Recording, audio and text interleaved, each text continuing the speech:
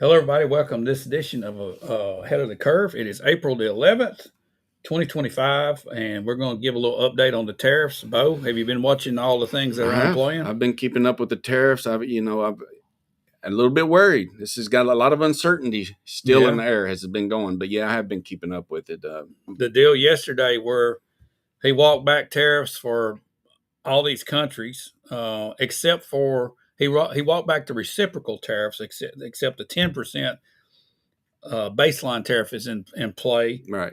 So that's going to increase prices on everything we're buying. Right. Okay.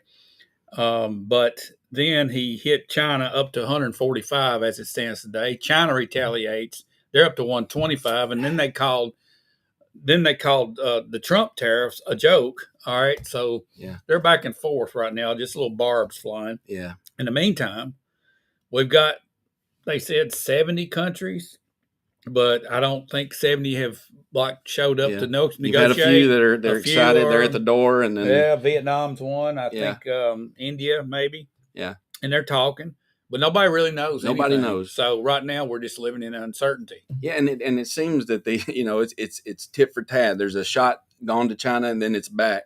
It almost seems like that they're just going to keep going, building up to where it's just what are we doing So here? who gives first? Who gives in? That's the question. Who holds the cards? Well, if you look at one view, and it's probably true, China, because we're the consumer of their product. But if you look at the other one, we're the consumer of their products, We and they got the depend credit on us. card, they got the candy. Yeah. So I mean, they without us, they wouldn't thrive. So it's gotta. It's a 50-50 thing. Yeah, it is. It is. I mean, there's some that you could argue more or the other way.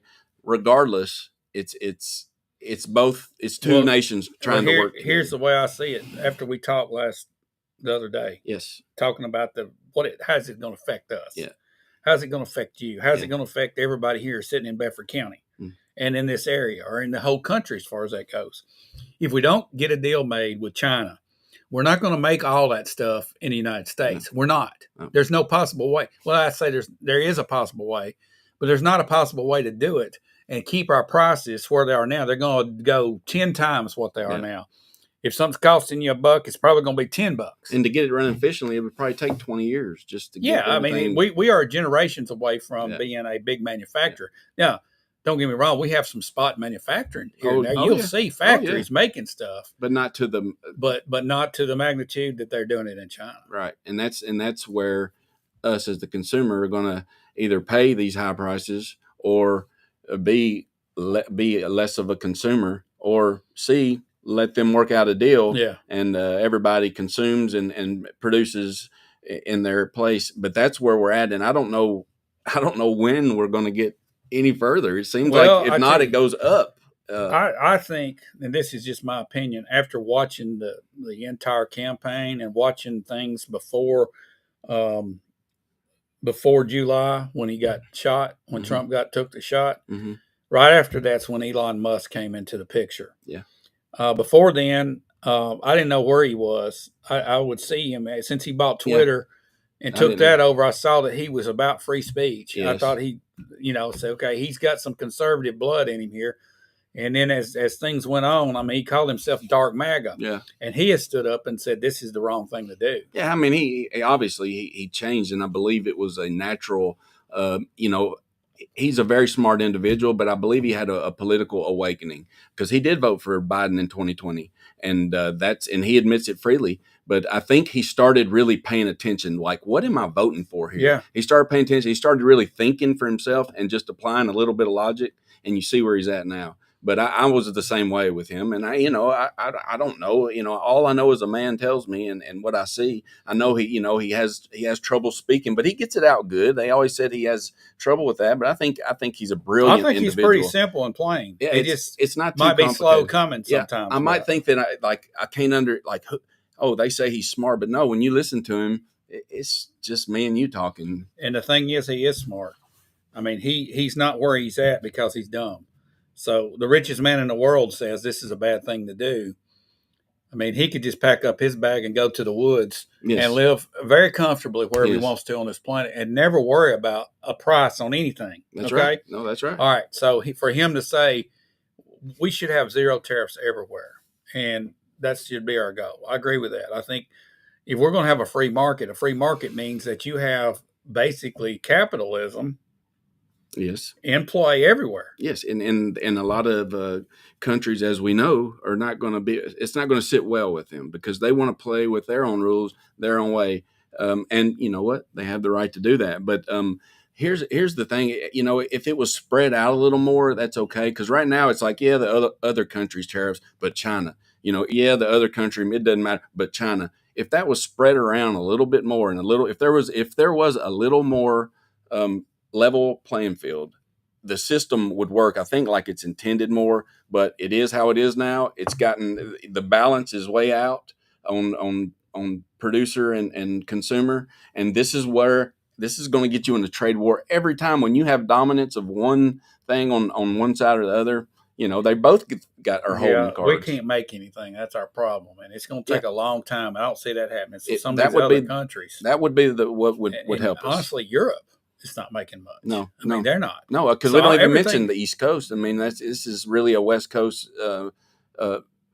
tariff deal that we're talking about here. Do we get anything on the East Coast from China? I would think not. No, everything maybe comes to indirectly, Los Angeles. maybe. Yeah, but, Well, it spreads across. Yeah, right. It spreads across everything. You know, you look around here, everything's made in China. Yeah, it is. And we talked about this the other day. So I think what happens is, and I think it's already starting to happen, you're going to see some of these countries like Malaysia, South Korea, Vietnam, you're going to see some of those Asian countries strike a deal. I don't like this 10% deal. You know, he's saying, well, we'll do 10 and y'all do 10. I don't think there should be anything because when we put 10 on it, that's going to jack the prices up. Yeah. Let's make it 0 and 0. Yeah, why not go for that? Yeah. Okay, keep the prices where they're at, man. We need to hold these prices that affect the consumer down as much as possible. These tariffs are going to add price, and if China doesn't get worked out, I think they will finagle around and get their goods into the United States using these other little countries. Yeah. They will. They will. That's why they always play around the rules. But here's the thing: right now, you're not hearing. But there is no rule in this because that country. Let's just say that you can go set up a company in that country, whether it be Vietnam or Malaysia, or the Philippines or wherever.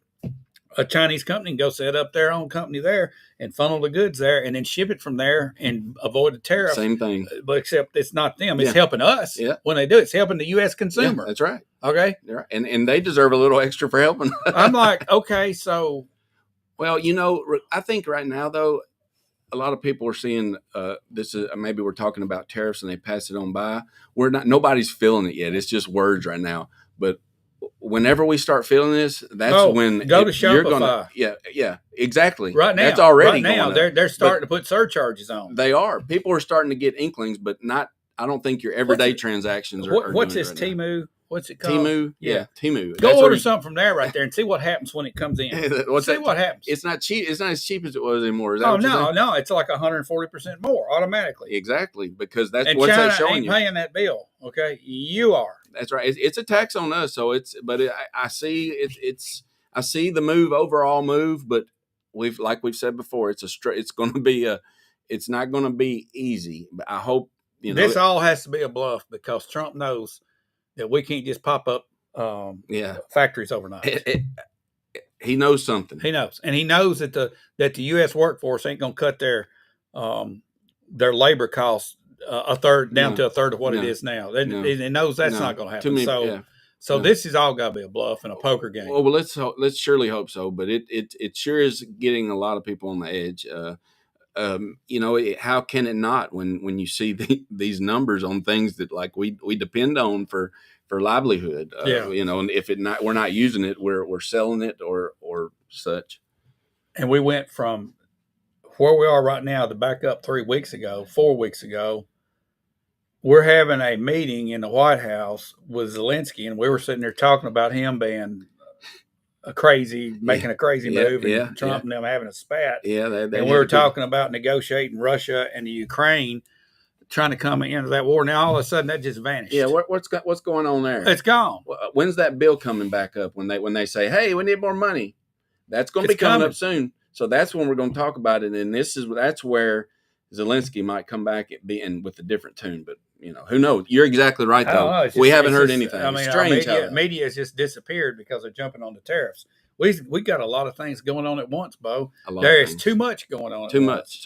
It's hard to contain it all. Well, you can't keep it. You can't even hear anything about it. You can't even fix your mind on anything anymore because it's just like that's it. That's Trump. Exactly. And it's up to us. Even if it's Trump and you like what he's doing, you need to keep up with every part of what he's doing. But he's moving fast. But you can't even hear about some of it. No, you don't. You really have to search for it. And what's your source for news, Bo? Usually where do you go? Well, I do if I'm like at home or watching. Me and my wife, we do watch Newsmax. We watch that as our kind of overall news. But I like to go to online and go to areas like it's blanking my memory right now. Hold on just a second. There's one place called Murtec. Murtec. Murtec, and then there's Citizens Free Press, which is on a Twitter X. Yes. They have a streaming thing. I do that, and you might want to edit it. I don't know, but it's USA Watchdog. You get a lot of good stuff there. I think you find a lot. They don't update it a lot, but if you go on your phone, there's a daily news. If you go to Murtec.com, and that's where you just said. I think that's where and you can click. It has several different sources there. There's a long list of that. Is what I use to go. So really, what source do I use? Is this Murtec? And I forgot that name, but thank you for saying that. And I just go and I just kind of search each one. I mean, I'll click on the CNN story, but I know that I just want to see you. It's good, where they say keep your friends close, but your enemies closer, or something like that. I mean, not to say we're enemies, but it's good to keep an eye on what lunacy is coming out of here. Yeah, I've been watching Bloomberg TV, which is a financial network, right? And it has a streaming service, and you can. I think most cable companies have that. It probably has one of those big numbers, like channel 350 or something like that, and it's 24/7. It keeps up with the markets. Like right now, they're going to be starting to focus on Asia probably around 5-6 o'clock, and you can see how the markets open up. And since it's being a weekend, there won't be, but they do talk about things that are happening there. And as they come across the globe, as they happen, you'll get stuff happening like in India and then in Europe, and you'll see it happening in real time. It's a neat place to watch. I always thought it was borderline liberal. And it's kind of a balanced approach. You kind of see both sides of it there. As long as you're getting the product there and not the opinion. A lot of times, if you're getting, there's always opinions. There's always, like you and I are having opinions on stuff. That's right. But they do have opinions, but it's balanced, and it's not just one way tilted. I would say that there's a lot of good podcasts that I listen to as well. But as far as like local radio, I still like WTN out of Nashville. Matt Murphy, he's got a show from 3 to 6 or 3 to 7, and he's kind of new. He's out of Alabama. He's really got a good take on things. And then I like listening to Clay Travis and Buck Sexton, their show. Clay Travis was a sports guy in Nashville before, and that's where I kind of tune in. What's your? There is a station out of Columbia that has him now. It's 101.7. Okay, it's they're local. They have local talk radio, and I believe they play music at night. But they have several of the big time shows, and they have a fun show in the mornings that's really good. Yeah. It seems like a well ran station here in Bedford County. It picks up pretty well.